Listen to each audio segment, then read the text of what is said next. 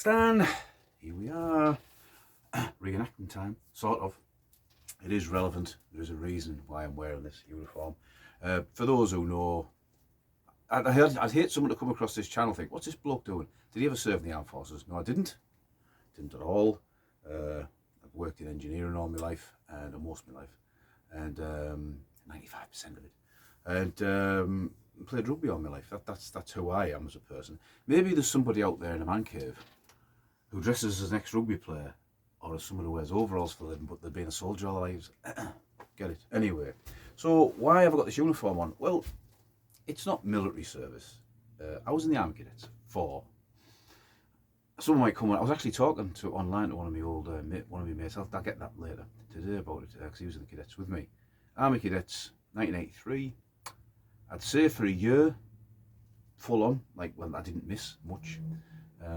Went to one annual camp down in Norfolk, and some other little bits here and there, and then maybe 6 months tailing off as I got towards like leaving school into 84, 85, and I packed it in. Bit of a hazy memory on that. I know when we moved house, 84, I was starting to come off it, if you like.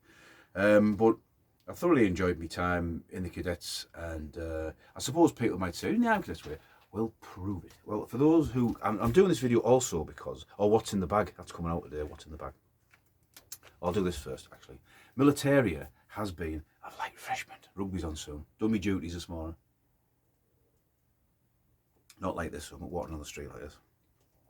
Militaria has been coming my way thick and fast. My mate from work gave me that, found it in a charity shop, and it's German newsreel footage. Very interesting, an hour long and all subtitled. I've never seen some of that footage before, so that's pretty good. Also, a shout out for Irish Shooting Channel.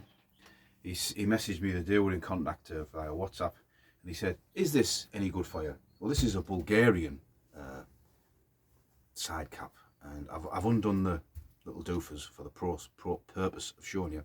It is a winter cap, so it has the flaps that come down, a bit like the German one, I suppose. It's a bit small for me. I can jam it on my head. It is a size 50, 59. And this is a winter cap. Probably 50s, 60s dated. It's interesting I do have 4 or 5 M36 Bulgarian helmets. And I've got a Bulgarian tunic. And it's the same colour, same material as this. It should have a national shield there. And Irish Shooting Channel said, oh, I took it off. I don't think he meant to, or he took it off and said really regretted it. I can't remember, but yeah, I mean, I've knocked up loads of military, but that's something I could look out for. Nice little item. Irish Shooting Channel, thanks very much. Things are always welcome in Silverstan's Man Cave Military. So anyway, we'll get back to the Army Cadets. I'll split this into two. So Army Cadets, I did do a video on this before, and I have since taken it down. I'm just going to add a little few things to it. So I was in the Army Cadets. And there is little Stan. That's me. There, with a cap comforter on. That's the lad I was talking to today. Real great mate of mine, played rugby with him for years. He's 6'2" him. So he goes to show you, which is relevant later in the story, about young kids, 14. Some of them are small, some of them are big. We have got their drill purpose rifles, and they are number 4 Lee Enfield. And that was the very first Diak I bought many years ago. In deference to that, if you like, too. So that's me then, and this is me now, 40 years later, 41 years, 40. I've got a little trophy here, in 1983, that's 41 years, isn't it? 41 years this year, that's little Stan there, and little Stan now. I don't know if you can see it on that one, it might be a bit clearer. I've got another couple of photographs, which I might get my wife to enlarge, and I'll put them on the wall, but if you see my bestest mate, you notice his cap badge? It's the Para Wings cap badge. Now I don't necessarily collect Para stuff or SAS stuff. I think I had a set of Para Wings, and I traded them out. If I came on this channel with this beret on and a set of Para Wings, it might get people sort of, well, that's not right, that's blah blah blah blah. But it was for the cadets I was in. We were affiliated with the parachute regiment. We didn't do anything different, other cadets did. In fact, I wasn't actually in the cadets of my hometown. I was in the one in the next town, mainly because a couple of my friends went to that one, and geographically, it wasn't really much in it between that and that. That was a proper army base. The other one was in a community centre, so that was probably what swayed it. But it's got the engineer's badge on here. I'll show you another couple of photographs and a bit more. So there's young Stan on camp in Norfolk in the white. It's not a very good camera, obviously, and the print's faded after all these years. But, yeah, so it could be anybody, couldn't it? And there's young Stan with the cap comforter on that side. And there's my mate again, who's straining to be over the top of me. He's 6 foot, he's taller than me now. And it shows you how, like, the lad in front, I saw him many years later, he's a lot taller than that. He's not as tall as I am. I'm just short of 6 foot, so he's probably 5'8", 5'9". But there he was quite a small child. You know, the child, yeah, he was 14-year-old. And I wouldn't mind getting this one blown up. But again, it's the quality of the print. That's when we come back from camp and we'd won all these trophies for, you know, whatever we did on camp. And I am the one with the slopey shoulders. That's me there. I looked at it with a magnifying glass. That's me. That's Stan. I know you can't tell, just white blob faces. But there, that's 1983, the summer of 83, when I went on my first camp. And just before then, or just around about then, we went to a cadet sports day. And there you go. It was Cleveland Army Cadet Force, so my name's not on there, my real name. Now I think, again, it's 40 years ago, and I've had this all this time. I'm not sure whether the actual inscriptions on the back of the medal, and that my mum got it mounted for me. If she did, it was so far long ago, she must have done it straight away, or I got it presented like that. I don't think I got it presented like that, but that's for the first in the 4x100 relay, 1983. I remember I came second in the 400, and the lad who beat me had great big long legs. But yeah, the 100. So there you go. That's the proof of me being the army cadet, if you like. Not really, but just explains a bit about, like, maybe, I don't know, my fascination with all things military. I don't know, maybe not. But we'll get I'll tell the army cadet story after. So why am I doing this video today? What's in the bag, Stan? This kit bag was the bag. Now, when I got dropped off from annual camp in 1983, I walked all the way from the TA centre, which is a couple of miles, with one of those over my shoulder, full of my kit. Now, for today's purposes, these shirts, these hairy Mary shirts. Now, I actually looked last night to see if people can be allergic to wool. I think I am. As a kid, I couldn't stand it. And I used to sometimes say, why don't I join the RAF cadets? Because they are like nylon shirts. These things, when you've been running in them, when they're wet. I hadn't worn one of these for 40 years till the other night when my wife washed all this on a low wash. And I put one on, and straight away I started getting like all spots in here. There is something you can be allergic to, lanolin in wool or whatever. So this is the short-sleeved shirt that my mate gave me out of that bag. And I put it on and I thought, I have to cheat and put this t-shirt on, because literally underneath I would be alive. I wouldn't be able to move. I hate it. It'd be no good me in the Second World War. I'd be finished. So I thought, well, why don't I try and recreate the uniform that I wore? And I haven't done bad, I don't think. So I've got the shirt. Ignore the t-shirt, please. Now I should have a brassard. We had an army cadet brassard that went up here. I just had the ACF on mine. Never got anything on there. And then I'll go down over it. The trousers are lightweight. Now, we actually wore DPM, as you can see. There's back to all photographs here. If you see well, there's that one. We had DPM trousers. But the DPM that I didn't have any, the DPM that come with this bag of kit, too far too small for me, but a 30-inch waist. And so I have got these lightweights, and they just about fit me. And I don't know if it's in that photograph. One of our sergeants used to wear lightweights all the time, and nothing was ever said. So I have gone to the trouble. I have got an army cadet style belt, the more modern British nylon one. So if you can see there, the belt, and I've even gone. Can you get them putties? Are you getting them? There you go. I got my putties on and my DMS boots in my size, and I put the putties on. It took me a few goes. I mean, I'd probably get pulled up on parade because they're not that good, but I didn't do too bad considering it's been 40 odd years. So try to put a pair of putties on. So the story of the bag, get on with it. I was going to do Vote Police this week. My mate came into work the other day on Monday, He's a fellow a bit older than me, 10 years older than me, and he said, Stan, do you want my army kit? Because otherwise I'm throwing it out. He's the one who gave me these puttees. So he was in the army from 79 till 85, and I didn't know it at the time when I opened it the other night. He hadn't been in that bag since he got demobbed, since he left the army in 1985. He put it away, put it in his loft, then in his garage, then he moved, then somewhere else he moved, then put it in his shed. He never got recalled up as a reservist. He served in Northern Ireland, Gibraltar, exercises in Germany.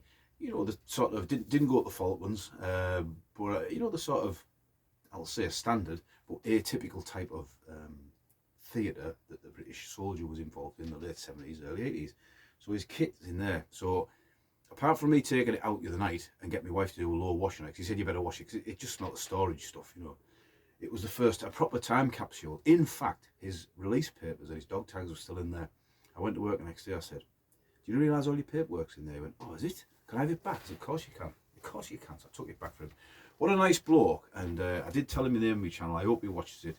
And I have got plans for this, which I'll explain in a minute. Let's get in. You want to know what's in the bag, don't you? I've made you wait 11 minutes. So it is a kit bag, which I've showed you. I'm not revealing his name or serial number. He doesn't want to.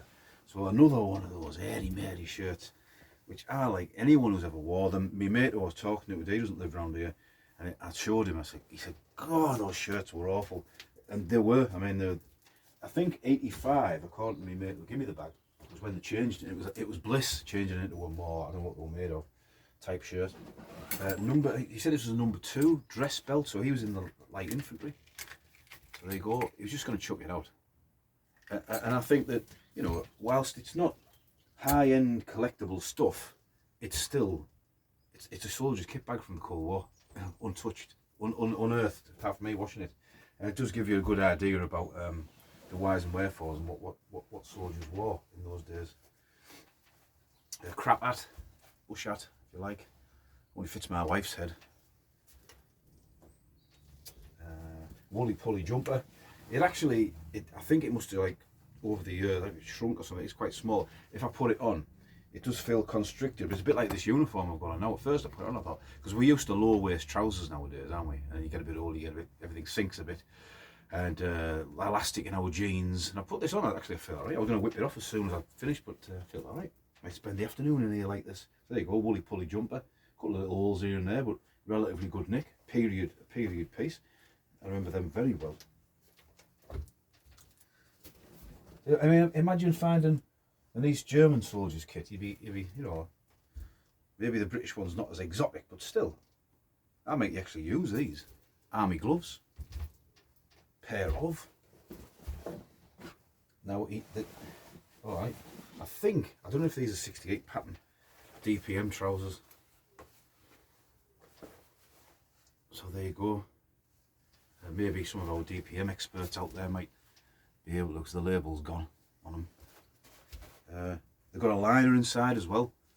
That's another thing. So I think these must be a 30-32. I mean, if I laid off the light refreshments for a few months, I might be able to fit it in them, but I don't think so. So there we go. DPM trousers. And army socks. See, I don't know, I might start wearing some of these. Definitely the socks. We've been there since 1985. All that time, 40 years. It's 40 years since I've... So there's a hood for the DPM jacket. So, like I said, he thinks he's still got the jacket. If he's got that as well, that'll be a bonus. I'm going to have to get him a case of beer or something. Nice bloke, really nice fella. Salt of the earth and down to earth. I like him a lot. And there's like the jerkin, the liner. I mean, for people who served in the armed forces during this period, it'll be like, oh, I remember that. I'll try and go a bit quicker. Army towel for use of in man caves.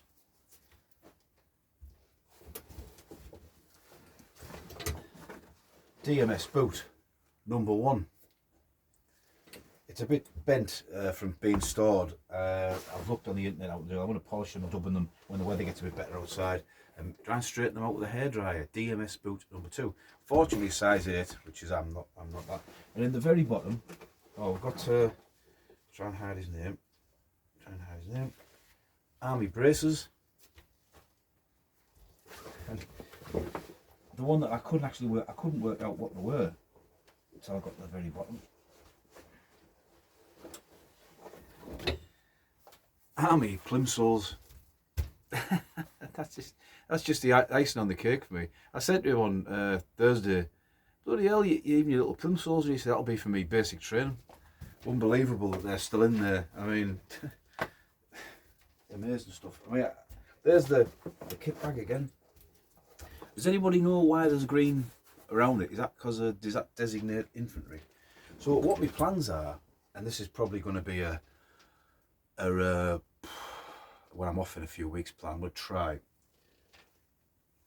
Eric, the mannequin, Swedish Home Guard, has been a Swedish Home Guard forever. I think it's about time we had a change. So what I'm going to try and do, I'm going to try and get these boots straightened out, and I'm going to put the uniform, I'm going to put my mate's uniform on this mannequin with the Mark IV helmet with the scrim on, 58 pattern webbing, and when I'm in here I can lean the number 4 against him. Okay, I probably should get an SLR DIAC, but yeah, maybe one day. They're so expensive. So that could be the end of the video, but I'd like to share just I did watch this morning the 1970s Army cadet recruitment video, simply because I wanted to make sure I was getting things right now, because everyone has different memories of different things, and what I remember might be different from yours, and etc, etc. So what they did say in this video was, not most kids, I say kids, don't go in the Army cadets and then join the army. And I'd have thought, yeah, probably maybe 60% don't, 60%, 40% don't. I know that some of the lads I was with did, others didn't. I didn't. Why didn't I join the army? I suppose, like a lot of kids of that period, I didn't have a bad home life. I was around here with my friends, and I got an apprenticeship, so that was sort of out the window. And to be honest, I probably wasn't it does say in the documentary that certain kids haven't got what it takes to behave, and I think I was too cheeky. I think probably wouldn't have took to the discipline that well. I probably didn't change that way till I was in my early 20s, when I was really sort of involved with rugby, which again, I mean, playing rugby is not like being in the armed forces, but it has that discipline, comradeship, and all that sort of stuff, that all them good things, and I really took to it. So, you know, rugby made me the person I am, although, you know, I don't go to the local rugby club now. I do wish them all the best, and hopefully they'll just go from strength to strength, but obviously they're not connected with my channel, and it's important to stress that, because some people don't like this sort of thing, some people don't understand it, but yeah, all the best to the rugby club, and I'd like to thank the players for my involvement, what it gave me, and hopefully I gave something back. So anyway, to the Army cadets, a very different world, 1984, 1983, and I think it's quite obvious from this photograph there.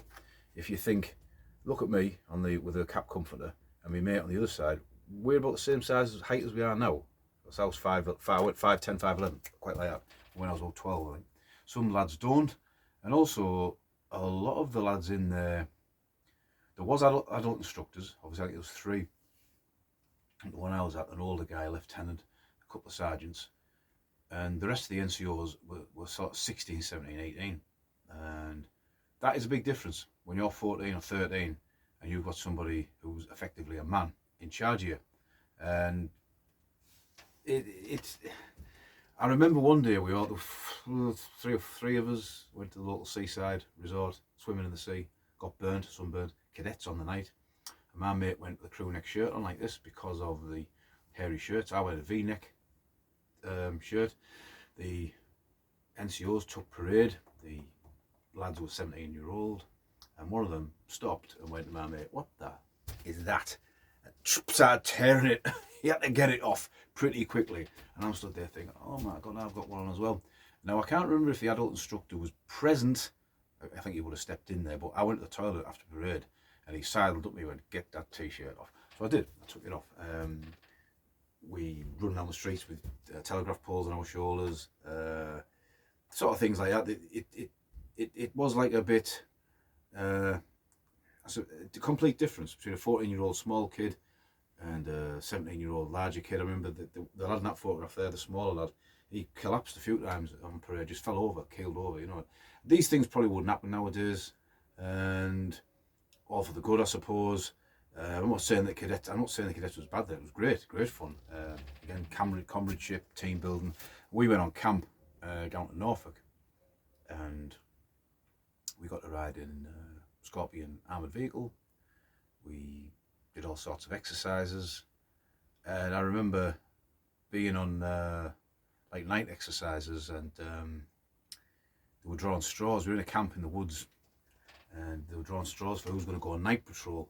And I was like, what's night patrol? And basically, you know, you're not getting any sleep, crawling around in the bushes and all that sort of carry on. And I drew the short straw. They had to stay in camp and guard the camp. And so did this other kid. This other kid was almost unconsolable. I want to go on night patrol. And I'm thinking, I'll get to stay here. Oh, well, hard luck, better luck next time. I don't think I'd have made the commandos. As it was, I had to go on sort of like sentry duty in this hole in the ground. And it is weird, even though you know, at the time, I was only a kid obviously, but even though you know, I think they were saying the TA were going to come in and nick our kit. That could have been a lie, I don't know, but that was what you were looking out for. And even though you know you're safe, you're not in a real war zone or anything like that, it's still creepy the night. And you know, they taught us out to, you know, keep one eye closed and look through so you don't lose your night vision. I remember seeing this wagon. I'm literally by the side of the road. Wagon coming along, it stops, lights go out. I thought, what's going on here? I've got a lane field, and I don't know if I had a bell or a whistle. I can't remember what it was. There was something to make noise. I can't for the life of me remember. And all these soldiers, troops, start walking past. It was dark in the forest, and I'm going. So I halt who goes there, advance one to be recognised, whatever. I can't remember what you say now. And someone went, "Piss off, Stan. It's only us." And I thought, oh God. I don't think I'd have made it in the army. So I settled back down to what I was doing, which wasn't much. And I felt something tickling me. I thought, oh, what's this? And I turned round. It was a fern leaf, but in that instant, it looked like a face to me going out. And I went like, ah! Rang the bell, blew the whistle, whatever. Woke everybody else up. Yeah, I don't think. Probably best that I just got an apprenticeship and played rugby. Best not go in the army. So it was interesting watching the footage of the cadets shooting rifles, because I've said for years that we never had ear protection. Now we had number 4 rifles in the army cadets. I think they had like grooves on the top. This one doesn't. This is a Canadian long branch. But I remember laid in the woods. We had to lay prone. We were firing blanks. We were laid next to each other, and I just remember the noise. It was like an explosion in your ear, ping, straight away. And I held back a little bit so that the explosion either side wouldn't get my ears, or I went forward a bit. I can't remember. And the lieutenant, I can't remember his name now. I've just remembered his name. Went, absolutely, you little, get in line with the rest of your mates. But I did see in the video they were using ear defenders when they were on a live range. Now I don't know whether I've tied in the blanks thing with being on a live range and not wearing ear defenders. We probably did then. I just can't remember. We definitely didn't when we were in the field. And another one was we went to a farmhouse, because this place was obviously a proper army range. And before the range, there was like a couple of pathways that way, a lot of nettles in the middle. I mean, I remember this best I can. If my mate watches it, he goes, I can't remember that. But one of the guys on the photograph, the officer, the NCO, will give him a thunder flash, like a practice grenade that makes a bang. And you have to strike the top, I believe. So my mate struck the top. And the sergeant said, well, throw the thing. Bang. He had to dive through the nettles. We get to this farmhouse, and I was the last one in line, and there's a square hole, really small, everyone through there. We get through, cadet stand. Yes, Sergeant. You stand here and make sure none of the enemy follow you through. Not there was any enemy. I think maybe the other army cadet branch, possibly. But so I'm stood there. I do believe we all fully blanked up as well. I'm stood there thinking, 5 minutes. Don't move, I was told. 10 minutes. 15 minutes. I hear like chink, chink, like eating utensils. I'm thinking, so I looked around the corner of the wall. I couldn't see anybody. Plucked up the courage to go a bit further. Looked out the farmhouse. The chuck wagon was there. The lunch wagon. The slop wagon. They're all eating the dinner. Forgot about me. That's about my luck, that. So, what else was there? I mean, it was it was a education, very enjoyable going to it. We did. I seem to remember having a rifle 1936 stamped on it when we were shooting some blanks later on. It was quite intimidating seeing some of the older lads who were 17, 18-year-old, because we were only like 14. But I suppose it is at that age they are completely different to us. We're obviously less mature. How many of them went in the army for real? I'm not sure. But I did run out of it, I suppose, in the end. I wasn't probably the most... I was cheeky, I think. I think that was the thing. I mean, I do remember I was running out with me memory. I should have wrote the notes down, but I'll tell you just one more thing. I'll shut up because we'll go on about me and the army cadets all day. You can tell I'm stuttering and losing me thread. I do see this lad now, and I've told this story before, but no names will be mentioned. I've obviously mentioned what detachment we were with, but no one will know. I do see him running a lot, and he definitely did join the army. He was probably about 2 or 3 years older than me. So I'm 14, he's 16, he's 17. He's a man, you know, a bit smaller than me. Anyway, we had a sudden upsurge in recruits. I think because at the time there was a documentary on the BBC called The Paras, I think, by Julian Pettifer. I think he did. We all used to watch it.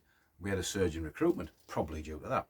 And these kids turned up, and there were so many that what they did was they promoted old Stan to Lance Corporal for an evening, temporary Lance Corporal. So I'm with Lance Corporal Otherface here, and we had these 5 lads to go through physical fitness. The one we were at had an assault course and had a circle of concrete. So, you know, part of your training was so many press-ups, run around the circle. These lads are all in civvies, no uniforms for them. It's their first night. Now, one of them was a great big lad. Again, there's difference in height of, you know, he might have been 15, but he was massive, 6'3", whatever, great big lad, skinhead. But he wasn't that strong, so he was struggling with the press-ups, blah, blah, blah. Well, this other person, Lance Corporal, and if I ever saw him again and he ever saw this video, he said, "Did you say that about me?" I go, "Yeah, well, he did." He was really getting into him. And the lad stood up, and he could see he was washed out. So he stood in front of him, and he went, "Lance Corporal, stand! Yeah? Punch him in the guts." I went, "Eh? Punch him in the guts?" I went, "Piss off, do it yourself. Punching anybody in the guts. Well, what?" Yeah, it's probably the only time in my life I ever gained a stripe and got it took off me straight away. Anyway, that's enough of that. So hopefully you got something out of it. I've lost my thread a little bit there today. I'll probably realise halfway, because I'm probably getting over, I'm getting over, you're noticing me, my first case of serious man flu this year. Yeah, I'll have beaten it. Well, it's still nearly half an hour of me talking, so that's enough. That's me, Lee Enfield. Number 4, the activated rifle. This is Stan in his, really went, this is Stan laid on the floor. This is Stan in his army cadet uniform. Sort of. It's not the original one, because obviously it wouldn't fit me. Oh, no, maybe, I don't know. I probably should get a brassard, put it back on. So then, and if I got a para badge, then I wouldn't be impersonating anything, would I? Just be impersonating myself in 1983. And this is from my mate at work, my light infantry, probably the green stripe. Someone can comment on that. Kit bag, which is going to live in here alongside my other bits of. I'll try and put a 58 pattern webbing on there and see how we get on. That'll be a nice display for the man cave. So that's it. Rugby's on now, I think. So this is Stan, and I will see ya.